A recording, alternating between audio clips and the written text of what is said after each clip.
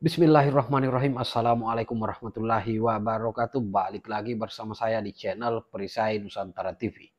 Nah, sahabat-sahabat sekalian, kali ini kita akan menyaksikan bagaimana kemudian seorang Karni Ilyas dan Rocky Gerung diskakmat habis-habisan. Argumen-argumen yang selama ini diandalkannya kini rontok total oleh seorang Prof. Renal Ghazali. Ini sangat menarik untuk kita simak karena sangat kasihan, sangat miris melihat seorang Karni Ilyas, seorang Rocky Gerung yang tidak bisa berkutik dengan statement ataupun pencerahan-pencerahan yang kemudian dikeluarkan oleh Prof. Renal dalam konten kali ini. Nah, tak perlu berpanjang lebar, seperti apa videonya, kita simak berikut ini. Kekacauan kita terjadi karena ketidakjujuran pemerintah. Jadi jangan mencurigai rakyat kalau pemerintah sendiri tidak terbuka terhadap semua informasi publik. Baik, sekarang dari saya. Oke. Saya minta klarifikasi, Anda mengatakan bahwa ALC itu oposisi. Kapan saya ngomong bahwa Ada oposisi? Bahwa itu forum oposisi. Oke, saya Ada terangkan sekarang. videonya. Oke, saya terangkan ya. Kenapa ILC itu oposisi gitu? ILC oposisi. Karena saya hanya bisa menyalurkan pikiran oposan saya melalui ILC. Jadi saya anggap ILC adalah saluran oposisi saya. Kenapa Anda bilang lagi bahwa ALC tempat Anda berbohong? Saya nggak bilang berbohong, tempat saya ngibul, lain dengan berbohong. Oke, ngibul kenapa? Apa maksudnya? Ngibul itu adalah kegembiraan orang supaya mengaktifkan suasana. Sekarang juga saya lagi ngibul. Baik Bang Karni dan saudara-saudara sekalian, saya tadi berharap ini adalah exercise dan pendidikan yang bagus buat masyarakat. Nggak taunya kita cuma dikasih ngibul aja. Jadi saya pikir sia-sia saya dari tadi menyimak dan berpikir gitu ya. Tapi saya perlu ingatkan pada kita semua bahwa memang betul dunia ini dari awal sudah diciptakan dengan kebohongan. Itu betul kok ya. Bagaimana itu strategi iblis itu, hoax itu strategi iblis mau dipertahankan. Coba bayangkan bagaimana kita belajar itu Nabi Adam diusir ya. Ya, sudah dipintahkan dilarang makan buah kuldi. Kalau dalam Bible tuh apel itu satu pohon itu dilarang itu. Tapi iblis yang merasa lebih kuasa dari manusia itu kemudian membujuk dan membohongi Adam sampai Adam terusir. Ya. Tidak bisa lihat Adam, istrinya dulu digoda karena dia merasa diciptakan dari api. Dia merasa lebih kuasa. Itu awal. Jadi bagaimana kebohongan sudah diciptakan. Kemudian kitab suci juga bicara, akhirnya akan ada apa? Ada Dajjal itu. Dajjal itu apa? Itu kan yang pura-pura baik kan? Jadi apa yang baik bagi manusia, itu adalah neraka bagi Tuhan itu. Itu neraka. Kita pikir itu baik, itu bagus, hebat begitu. Bebas kita, bebas sebebas-bebasnya. Individualisme dan sebagainya. Tapi akibatnya apa? Mari kita lihat bagaimana strategi iblis sedang memporak-porandakan dunia hari ini. Ini kan sekarang berkembang jadi teknologi. Ini juga ada masalah kompetensi dalam memahami karena kita tidak memahami itu. Mungkin juga bahasa Inggrisnya kacau. Ya, kalau kita baca benar-benar kita buka ini, makanya jangan buka Google bahasa Indonesia. Harus juga pakai cari bahasa Inggris sehingga muncul hoaxnya itu yang jelas gitu. Kamus bahasa Indonesia memang KBBI itu mengatakan hoax itu adalah berita bohong. Tapi kalau kita telusurin lagi kamus dalam sains, itu jelas sekali kok. Itu adalah kebohongan yang dibuat. Kebohongan yang dibuat dengan tujuan jahat. Tujuannya jahat ini. Jadi kita jangan berpikir itu alami, wah itu adalah lucu-lucuan. Bukan, itu tujuannya kok. Ada orang sakit hati, ada orang yang tidak dapat tempat, ada orang yang terpinggirkan, ada orang yang tidak dapat bagian, ada orang yang dibayar. Jangan lupa, ada yang memelihara kok ini. Hoax itu kalau Anda baca sejarah, karena disebut tadi di dalam ilmu pengetahuan, hoax itu adalah jahat gitu. Asal usul hoax itu, kata hoax itu pertama kali muncul dalam sejarah ilmu pengetahuan ketika seorang profesor fisika namanya Alan Sokal menulis sebuah artikel di majalah Social Text dengan nama samaran, lalu dipuji-puji oleh redakturnya tanpa tahu bahwa itu adalah bohong. Bukan. Fungsi dari hoax Alan Sokal itu adalah dari untuk situ menguji apakah redaktur dari majalah yang bergengsi itu punya otak apa enggak. Ternyata enggak punya otak. Bukan, saya harus koreksi Anda. Saya kira referensi itu tidak cukup hanya membaca satu. Bukan tidak cukup. Anda harus banyak membaca buku, Anda harus baca referensi.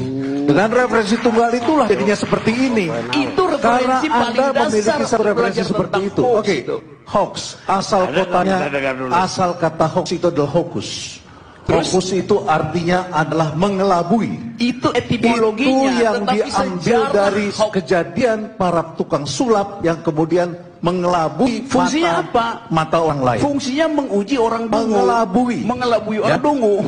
Hari ini bukan orang dungu yang dikelabui, orang-orang pandai, orang-orang yang ibadahnya baik pun dikelabui. Itu poinnya tuh. Saya kira referensi harus ditingkatkan. Ya, kalau Anda hanya persepsi dan tunggal, memang itu jadi bahaya memang. Anda harus baca referensi. Dengan referensi tunggal itulah jadinya seperti ini. Ada yang memelihara. Contoh, apa yang terjadi di Inggris?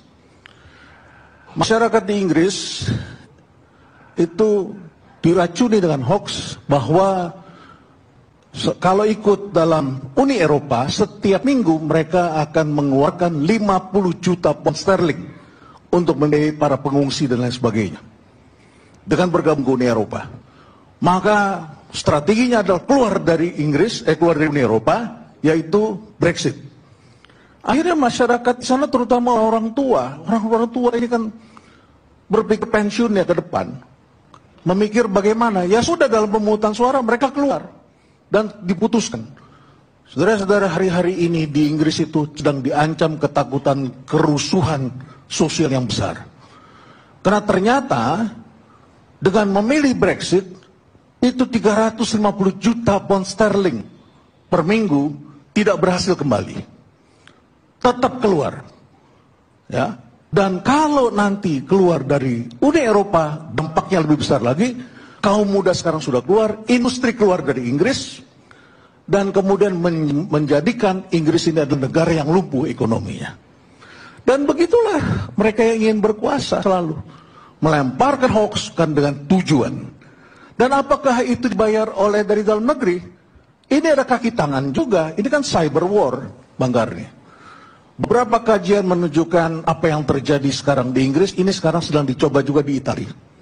Kebetulan Italia ekonominya tidak perform, menunjukkan sedang resesi di Italia.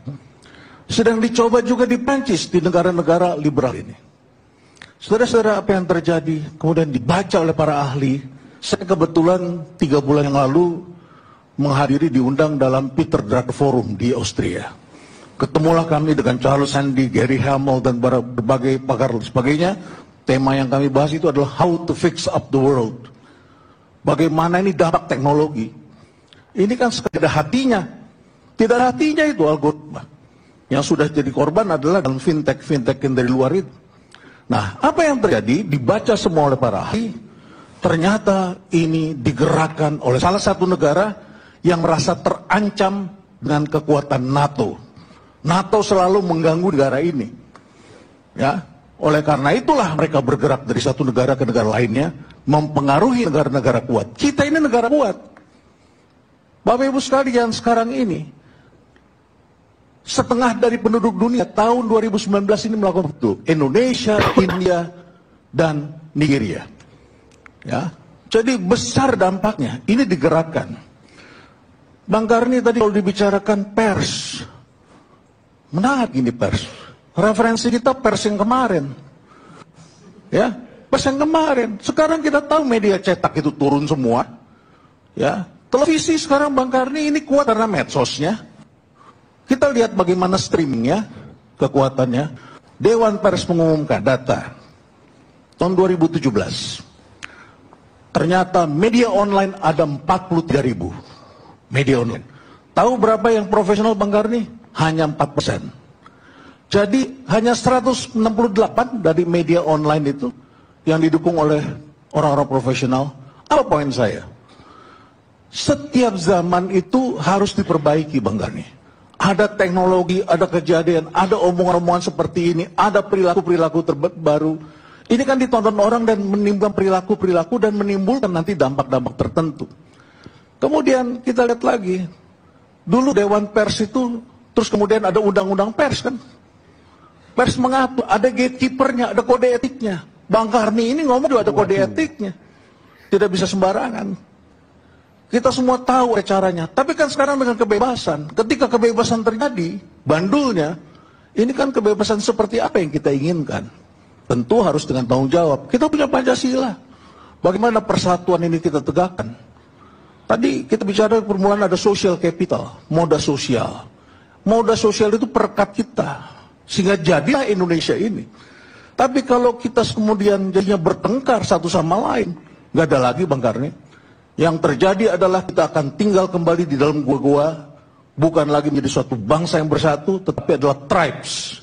Suku-suku yang kecil-kecil karena perbuatan dari satu dua orang yang barangkali diuntungkan dan mendapatkan kesempatan, dan barangkali juga karena dia tidak pandai, karena dia tidak cermat membaca referensi-referensi ke depan.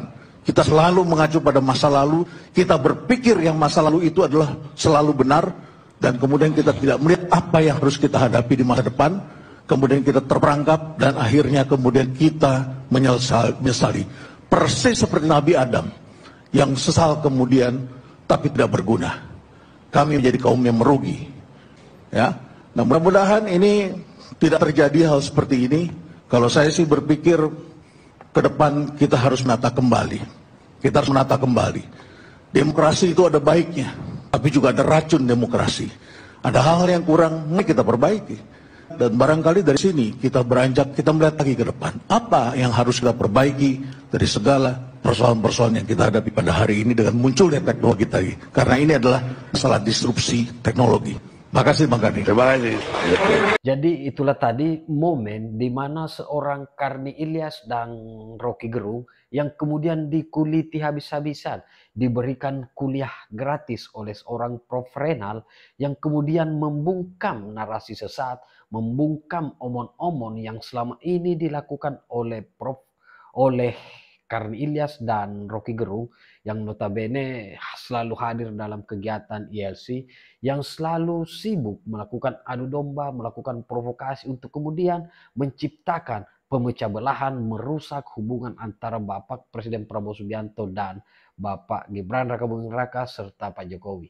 Nah, kali ini ternyata mereka tak berkutip, mereka kehabisan akal menghadapi pernyataan-pernyataan yang sangat penuh ilmu dari seorang Prof. Renal.